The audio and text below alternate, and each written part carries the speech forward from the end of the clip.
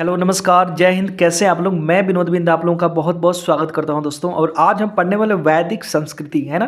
तो ये आपका चैप्टर 3 है। इसके पहले हमने चैप्टर 2 बहुत अच्छे से कंप्लीट किया है दोस्तों। अगर आप लोग नहीं देखें तो जाकर के वहां पर देख ले। और आज शुरू करने वाले वैदिक संस्कृति।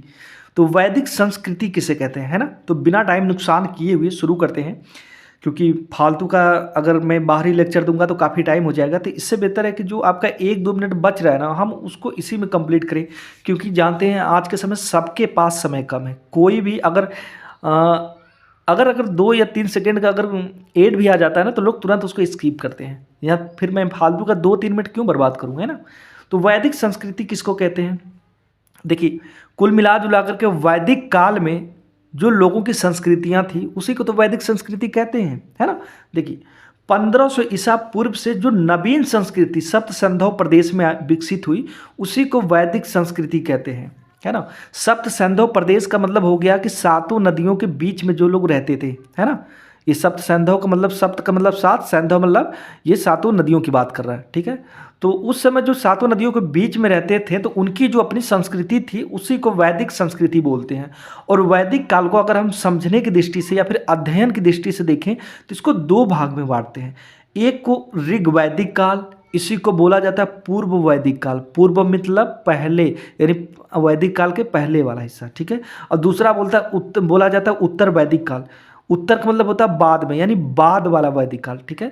तो वैदिक काल 2 भागों में बांट दिया गया, ऋग्वैदिक काल और उत्तर वैदिक काल।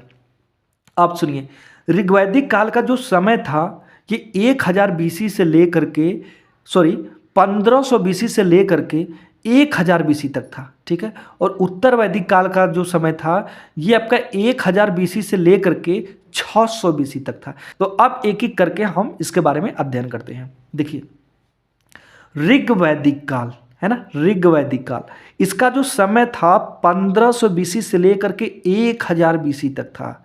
और इसकी जो जानकारी का स्रोत है वह ऋग्वेद है। यानी ऋग्वैदिक काल में लोग क्या खाते थे, क्या पीते थे, कहाँ रहते थे, कैसे रहते थे, उनके बीच में जो भी है सभा समिति या फिर जो भी पंचायत था, चाहे जो भी सारी उनकी चीज़ें, ठीक है ना, कैसे लोग एक दूसरे से सारी चीज़ें खरीदते थे, सब कुछ जो जानकारी का स्रोत है वह ऋग्वेद में लिखा गया है। यानी कि ऋग्वेद सबसे प्राचीन ग्रंथ है ना। ऋग्वेद सबसे प्राचीन ग्रंथ है। देखिए, 4 वेद है, ऋग्वेद, सामवेद, यजुर्वेद और अथर्ववेद। अगर ये सारी चीज़ों का वर्णन, ऋग्वैदिक काल की सारी चीज़ों का वर्णन ऋग्वेद में है और उन तीनों वेदों में नहीं है, तो इसका मतलब यही ना हुआ कि ऋग्वेद सबसे पुराना ग्रंथ है ना। और उन तीनों वेदों में उत्तर वैदिक काल का वर्णन है ना, कि उत्तर वैदिक काल में लोग कैसे रहते थे, क्या खाते थे, कैसे क्या पीते थे, युद्ध करते थे कि नहीं करते थे, सारी संस्कृतियों का वर्णन उन तीनों वेदों में था। और जबकि ऋग्वैदिक काल जो कि पुराना काल है उत्तर वैदिक काल से, इसमें जो भी इनका खान पान, रहना सहना, जो भी सारी चीज़ों का जानकारी ऋग्वेद से मिलती है, ठीक है। ध्यान रखिएगा इसको। ऋग्वेद में जिस संस्कृति और रहन सहन की झांकी मिलती है उसे हम ऋग्वैदिक संस्कृति कहते हैं, है ना। देखिए, उत्तर वैदिक काल के जानकारी का स्रोत जो है शेष 3 वेदों से मिलता है।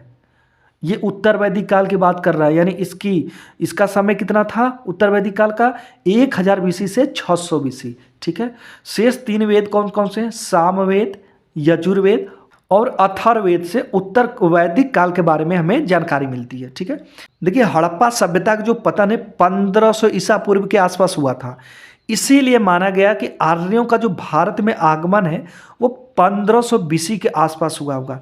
देखिए, जो आर्य है ना, ये आर्य ही सप्त सिंधु प्रदेश में रहते थे, है ना। अभी जो हम बात कर रहे हैं ऋग्वैदिक काल की, तो ये आर्य लोग ही ऋग्वैदिक काल में रहते थे, है ना। वैदिक काल में, ऋग्वैदिक काल में, चाहे उत्तर वैदिक काल में, ठीक है।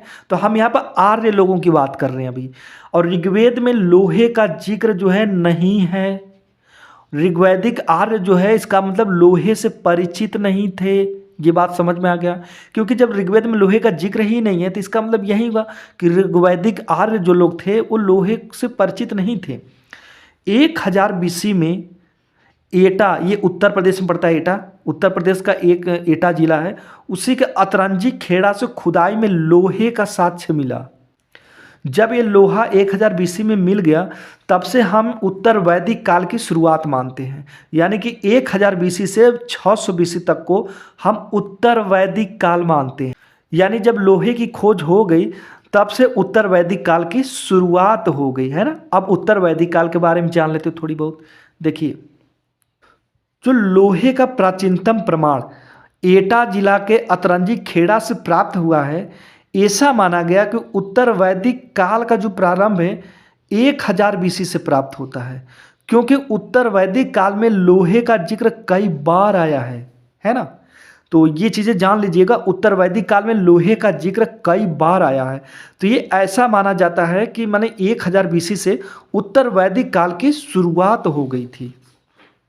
अब देखिए, अथर्ववेद में लोहे को श्याम अयस्क या फिर कृष्ण अयस्क बोला जाता है, ठीक है। अथर्ववेद में ये वर्णित है, किसको? लोहे को श्याम अयस्क या फिर कृष्ण अयस्क कहा जाता था। और उत्तर वैदिक काल का जो प्रारंभ है 1000 बीसी के आसपास हुआ होगा, क्योंकि आर्य सभ्यता जो थी ग्रामीण सभ्यता थी, है ना। क्योंकि वैदिक काल में वैदिक काल जो है वो गाँवों का काल था, इसलिए 600 बीसी उत्तर भारत में 16 महाजनपदों के अंतर्गत अनेक नगरों का अस्तित्व दिखाई देता है। और इसीलिए माना गया कि उत्तर वैदिक काल जो है 1000 बीसी से 600 बीसी रहा। अब सुनिए, देखिए, ऋग्वेद का जो समय था, ऋग्वैदिक काल का जो समय था वो 1500 बीसी से लेकर के 1000 बीसी तक था, ठीक है ना। और उत्तर वैदिक काल का जो समय था 1000 बीसी से लेकर के 600 बीसी का था। अब सुनिए कैसे उत्तर वैदिक काल को हम यहाँ पे अलग किए। देखिए, ऋग्वेद में लोहे का कहीं भी जिक्र नहीं था, ठीक है। तो इस वजह से माना गया कि ऋग्वैदिक लोग लोहे को नहीं जानते थे। वहीं शेष के जो 3 वेद हैं, यानी कि अथर्ववेद हो गया, इसमें हम अभी अथर्ववेद की ही बात कर रहे हैं। अथर्ववेद में लोहे का जिक्र है, ठीक है। और जो लोहे की खोज हुई थी वह 1000 बीसी से हुई थी। तो इसलिए ये अंदाज़ा लगाया गया कि जो आपका उत्तर वैदिक काल है वह 1000 बीसी से लेकर के मतलब 1000 बीसी से उत्तर वैदिक काल की शुरुआत हो चुकी थी। ये तो ठीक है। फिर 600 बीसी का क्या मतलब है? देखिए, 600 बीसी का इसलिए बोल रहे हैं क्योंकि जो आपका वैदिक काल जो है वह ग्रामीण सभ्यता थी, लेकिन 600 बीसी के बाद नगरीय सभ्यता शुरू हो गई थी, है ना। तो ये माना गया कि जब वैदिक काल ग्रामीण सभ्यता थी और 600 बीसी के बाद नगरीय सभ्यता हो गई, क्योंकि उस समय 16 महाजनपदों का उदय हो चुका था। तो इसी आधार पर यह माना गया कि 1000 बीसी से लोहे की खोज से शुरू होकर के जब नगरों का उदय होना शुरू हो गया उसके पहले यानी 600 बीसी तक ये उत्तर वैदिक काल रहा होगा, है ना। आप मेरी बातों को जो अभी मैंने बोला ये बहुत बड़ी एक लॉजिक वाली चीज़ है, ठीक है। इसको 2 से 3 बार सुनिएगा, आपको सारी चीज़ें समझ में आ जाएगी कि क्यों उत्तर वैदिक काल का समय 1000 से लेकर 600 बीसी तक ही माना गया, ठीक है। अब आगे बढ़ते हैं।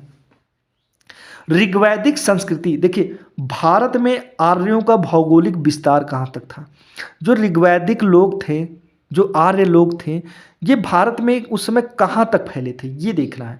देखिए, ऋग्वैदिक आर्यों के विषय में जानकारी का सबसे महत्वपूर्ण स्रोत ऋग्वेद है। मैं एक बार फिर से बताता हूँ, 1500 बीसी से लेकर के 1000 बीसी तक जो ऋग्वैदिक काल था उसके बारे में संपूर्ण जानकारी का स्रोत हमें ऋग्वेद से मिलता है।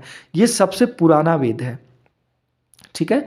और ऋग्वेद में जिन जिन भौगोलिक तत्वों का नाम आया है उसके आधार पर हम ये पता लगा सकते हैं कि भारत में आर्य कहाँ से कहाँ तक और कब से कब तक थे, ठीक है। देखिए, ये मैंने आपको नोट्स ना ऐसे मैं भी चाहूँ तो आपको वैसे एक जैसे बोल रहा हूँ वैसे बता सकता हूँ, लेकिन ये नोट्स सिर्फ मैंने आपके लिए बनाए हैं, ठीक है। सिर्फ और सिर्फ आपके लिए बनाए हैं। इसी नोट्स को खरीदने के लिए आप 200 400 500 रुपया पे करते हो। मैं इतना मेहनत से आपको लिख करके दे रहा हूँ कि कुछ नहीं करना, आओ बस लिख करके चले जाओ, जितना मन करे उतना रटो ज़िंदगी भर के लिए, है ना। तो आपसे एक चीज़ें मांग रहा हूँ कि प्लीज़ लाइक एंड सब्सक्राइब जरूर कर लें और शेयर ज़रूर प्लीज़ कर दें, है ना। क्योंकि आप लोग अगर मेरे लिए थोड़ा बहुत कुछ करोगे, मैं भी तो आप ही लोग के सारे बैठा हूँ ना, कुछ करेंगे तभी तो मुझे भी कुछ बेनिफिट होगा ना, है ना। और मैं बेनिफिट की उम्मीद आप ही लोग से कर सकता हूँ, किसी अन्य से नहीं, है ना। तो please like subscribe and share जरूर करवाएं, ठीक है। आइए देखते हैं फिर आगे। तो इससे पता लगाया जा सकता है कि आर्य सिंधु नदी के आसपास ही रहते हैं। देखिए हमने यहाँ पर बोल दिया कि ऋग्वेद में जिन जिन भौगोलिक तत्वों का नाम है उसके आधार पर हम ये पता लगा सकते हैं कि भारत में आर्य कहाँ से कहाँ तक और कब से कब तक थे। तो इससे पता लगाया जा सकता है आर्य सिंधु नदी के पास आसपास ही रहते थे। इसलिए सिंधु नदी का जो जिक्र है ऋग्वेद में बार बार आता है ना। ऋग्वेद में सिंधु नदी का जिक्र बार बार आता है। तो इससे स्पष्ट पता चल जाता है कि इसका मतलब ये सिंधु नदी के क्षेत्र में ही लोग रहते थे। देखिए ऋग्वेद में अनेक नदियों का जिक्र हुआ है, अर्थात चारों वेदों में 31 नदियों का उल्लेख हुआ है और इनमें से केवल ऋग्वेद में ही 25 नदियों का उल्लेख है ना। सिर्फ ऋग्वेद में ही 25 नदियों का उल्लेख है और टोटल चारों वेदों को मिला करके 31 नदियों का पता चल पाया था। सर्वाधिक जो उल्लेख था सिंधु नदी का था। किसका? सिंधु नदी का। ध्यान दीजिएगा इसको। इसका अर्थ है जो सर्वाधिक जो उल्लेख है वो सिंधु नदी का था। इसका मतलब ये हुआ कि जो ऋग्वैदिक आर्य थे, यानी ऋग्वैदिक काल में जो आर्य रहने वाले थे वो सिंधु नदी के आसपास में ही रहते होंगे। भाई सिंधु नदी के आसपास में ही रहते होंगे, तभी तो सिंधु नदी का सबसे ज़्यादा जिक्र है ऋग्वेद में, है ना। तो ऋग्वेद में यमुना नदी का 3 बार और गंगा नदी का 1 बार उल्लेख आया है। ऋग्वेद में यमुना नदी का 3 बार और गंगा नदी का 1 बार उल्लेख हुआ है। यानी कि जैसे जैसे हम पूरब की ओर बढ़ते आए हैं नदियों का उल्लेख कम होता गया है, अर्थात ऋग्वैदिक आर्य जो थे गंगा नदी तंत्र में नहीं पहुंच पाए थे। कुछ समझ में आया? देखिए पूरब की ओर यानी कि जो जम्मू कश्मीर वाला क्षेत्र है वह सिंधु नदी वाला क्षेत्र है ना। और उधर ही साइड में ऋग्वैदिक आर्य लोग रहते थे। और जब ये अपने पूरब साइड में आएंगे तो यानी कि यमुना गंगा ये सारी नदियाँ मिलेंगी। तो यहाँ पे स्पष्ट बोल रहा है कि जैसे जैसे पूरब की ओर ये लोग बढ़ते गए नदियों का उल्लेख कम होता गया, है ना। यानी ऋग्वैदिक आर्य गंगा नदी तंत्र में नहीं पहुँच पाए और जबकि यमुना नदी का 3 बार और गंगा नदी का 1 ही बार का उल्लेख आया है। तो इससे स्पष्ट पता चलता है कि जो गंगा नदी तंत्र था, यानी गंगा नदी की जो अन्य भी नदियाँ थी, ये लोग इधर नहीं आ पाए थे, अभी उसी क्षेत्र में ज़्यादा अपना रहते थे। कब की बात है? अभी ऋग्वैदिक आर्य की बात हो रही है। उत्तर वैदिक काल में ये लोग आ जाएंगे, है ना। यानी 1500 बीसी से 1000 बीसी के बीच की बात हो रही है। 1000 बीसी से 600 बीसी तक ये लोग इधर भी गंगा नदी के क्षेत्र में भी आ जाते हैं, है ना। तो अभी उधर लोगों की बात हो रही है, ध्यान रखिएगा इसको। देखिए ऋग्वेद में स्पष्ट कहा गया ऋग्वैदिक आर्य जो थे, देखिए मैं आपको बार बार रिपीट कर रहा हूँ, कुछ चीज़ें होती है नई नई टॉपिक ना, आपको सुनेंगे तो आपको नहीं समझ पाएगा। मुझे बार बार ये चीज़ें बोलनी पड़ती है ना। जब तक बोलूँगा भी नहीं वास्तव में नहीं ढंग से समझ पाएंगे। देखिए ऋग्वैदिक आर्य का मतलब मैं जैसे ही बोल रहा हूँ ना ऋग्वैदिक, तो इसका मतलब समझिए 1500 बीसी से लेकर के 1000 बीसी के बीच की बात हो रही है भाई। अभी 1000 से 600 बीसी तक मत जाइए, वो उत्तर वैदिक काल हो गया, वो अलग काल हो गया, ठीक है। तो ध्यान रखिएगा, जैसे ऋग्वैदिक बोलूं तो वैसे समझ जाइए 1500 बीसी से लेकर के 1000 बीसी तक की बात हो रही है। तो ऋग्वेद में स्पष्ट कहा गया ऋग्वैदिक आर्य जो थे सप्त संधव प्रदेश के निवासी थे, यानी उसी सातों जो मुख्य मुख्य सातों नदियां थी उसी के आसपास रहते थे, है ना। और ऋग्वेद में सप्त संधव की 7 नदियों का भी उल्लेख किया गया। कौन कौन सी देख लीजिए? सिंधु नदी, बितस्ता नदी, अस्किनी नदी, इसी को चिनाब नदी हम बोलते हैं ना, पौरुषणी नदी, ठीक है, इसी को रावी नदी बोलते हैं। और इसी नदी के किनारे दशराग युद्ध हुआ था जिसमें कि सुदास विजयी हुआ था। दुनिया का सबसे पहला युद्ध कहाँ हुआ था? इसी रावी नदी के किनारे हुआ था। फिर उसके बाद बिपाशा नदी, इसको व्यास नदी बोलते हैं। सतुद्री नदी, इसको सतलज नदी बोलते हैं। और एक सरस्वती नदी होगी, है ना। तो इन्हीं नदियों के बीच में अपना ये लोग रहते थे, है ना। ध्यान दीजिएगा। कौन? ऋग्वैदिक आर्य। ऋग्वेद में अफगानिस्तान की 4 नदियों का उल्लेख है। देखिए उस समय ऋग्वेद में अफगानिस्तान को देविका प्रदेश बोला जाता था। क्या बोला जाता था? देविका प्रदेश। कुबा काबुल में, कुर्मू कुर्रम, गोमती गोमल, सुवास्तु स्वात नदी, है ना। तो कुबा नदी को काबुल नदी भी कहा जाता था, ठीक है, ध्यान रखिएगा। ये सब नदियों के नाम हैं। एक गोमती नदी हमारे उत्तर प्रदेश में भी है जो कि पीलीभीत जिले के फुलहर झील से निकलती है। तो ये अलग गोमती नदी है, ठीक है, छोटी नदी है उधर की, अफगानिस्तान की। सुवास्तु नदी, ये स्वात नदी है। देखिए जो स्वात घाटी है ना, स्वात नदी घाटी, ये पाकिस्तान अफगानिस्तान की बॉर्डर है, ठीक है। और एक कश्मीर की नदी का भी उल्लेख है, मरुद वृद्धा नदी, मरुद वृद्धा नदी। देखिए जब आप लोग इसको पढ़ेंगे ना, पढ़ने के बाद आप लोग प्रैक्टिस सेट लगाइएगा, अगर इससे क्वेश्चन ना फंसे ना तो फिर आप बताना मेरे को। बता रहा हूँ ना कि ये आपका कई किताबों का निचोड़ है, 100% फंसना ही फंसना, चाहे कोई भी एग्जाम हो, ठीक है, चाहे छोटे एग्जाम का दीजिए चाहे बड़े एग्जाम का दीजिए, एकदम धुआं धुआं कर देंगे। ऋग्वेद में हिमालय की एक चोटी है, मुझवंत चोटी, है ना, मुझवंत चोटी। और यहीं से जो आर्य हैं सोम रस बनाने की जड़ी प्राप्त करते थे। मुझवंत जो ये मुझवंत चोटी है हिमालय की, यहीं से एक सोम नामक वनस्पति मिलती थी, और इसी सोम नामक जो वनस्पति, इसको ला करके ये लोग सोम रस बनाते थे, ठीक है। तो ऋग्वेद में 2 प्रकार के मदिरा का भी उल्लेख है, एक सोम रस और एक सूरा। सूरा की ये लोग निंदा किए हैं, और सोम रस को ये लोग बढ़िया बताए कि सोम रस बहुत बढ़िया चीज़ है ना। तो सोम रस को क्या बताए हैं, बढ़िया बताए हैं कि सोम रस एक अच्छी चीज़ है। अच्छा खत्म हो गया क्या? तो उम्मीद है कि आप लोगों को ये चैप्टर बहुत ही अच्छे ढंग से समझ में आया होगा, और खूब मेहनत से पढ़ाई करिए जितना हो सके, और अच्छे से नोट्स बनाइए। और नोट्स बनाने के बाद आप लोग, मैं यकीन दिलाता हूँ, एक बार आप नोट्स बनाने के बाद अपनी पढ़ाई शुरू कर दोगे ना, तो वास्तव में फिर आपको ना कहीं कन्फ्यूजन ही नहीं रहेगा।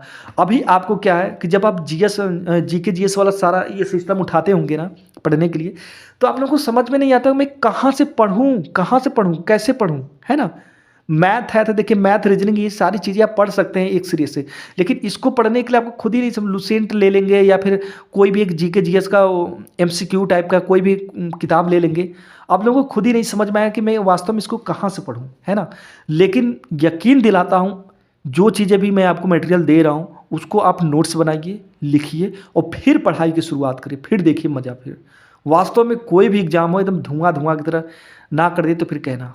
तो खूब मन लगा करके पढ़िए। फिर वीडियो इसी पर स्टॉप करते हैं। ख्याल रखिएगा अपना। धन्यवाद।